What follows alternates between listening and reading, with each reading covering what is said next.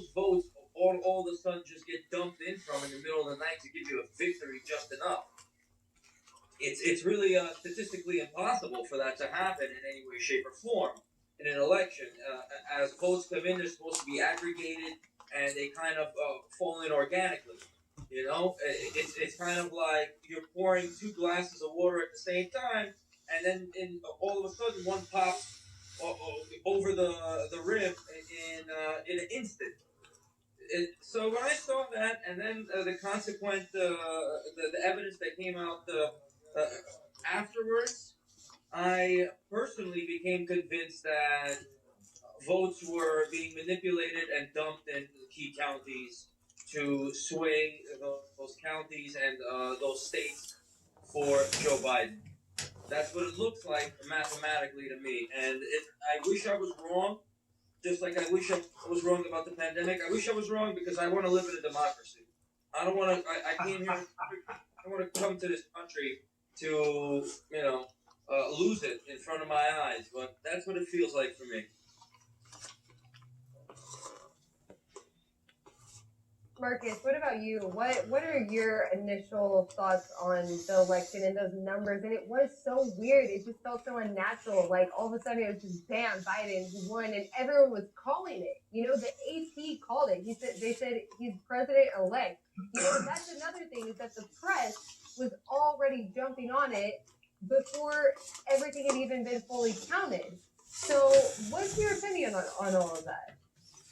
I will answer. I'm going to answer cautiously based upon facts. I do have to say, real quick, Maksud, yes. That's why we Cal-Exit, brother. I saw your video on gold going up with the assassination of Iranian IRGC General Soleimani.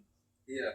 And you were saying, hey, people invest in oil. When the market looks unstable, they go to something secure, gold. Right. That's Cal-Exit. Whenever America's unstable, people start talking about Cal-Exit. People I don't know, people who've never met me, people who've never been part of the movement, they just start going, let's secede. And so I found it very interesting that you had done that article in 2018 for Huffington Post, and here you are saying, I'd like to live in a democracy, almost as if you don't believe you are in one.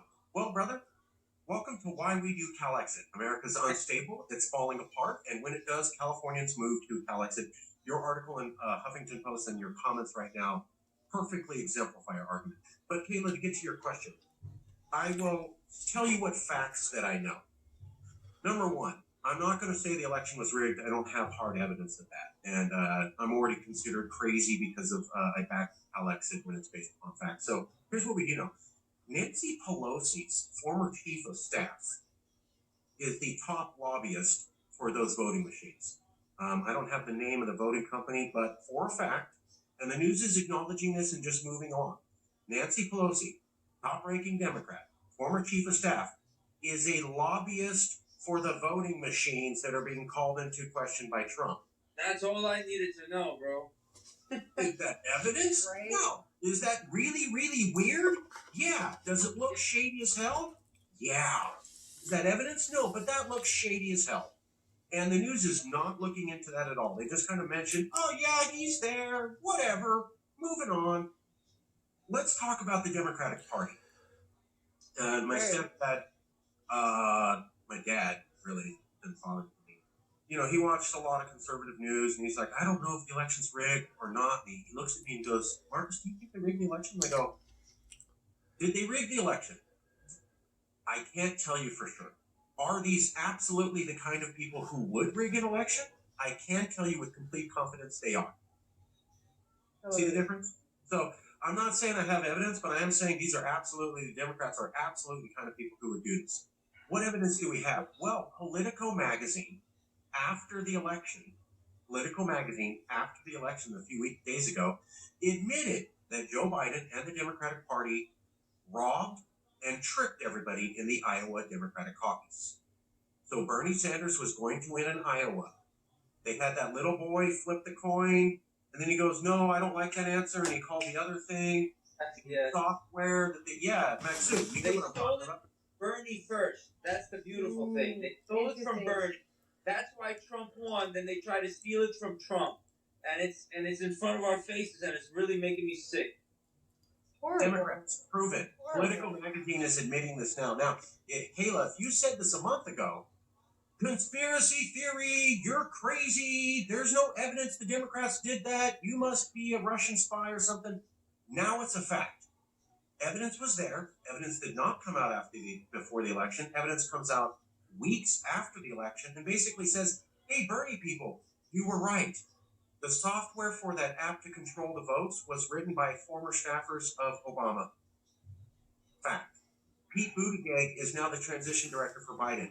Pete Buttigieg went on TV and said, I won, when he didn't, in order to cause confusion. So Buttigieg gets out there, says, I won the election, when really it was Bernie. Buttigieg gets rewarded with chief of staff position. Now he's going to be a cabinet position.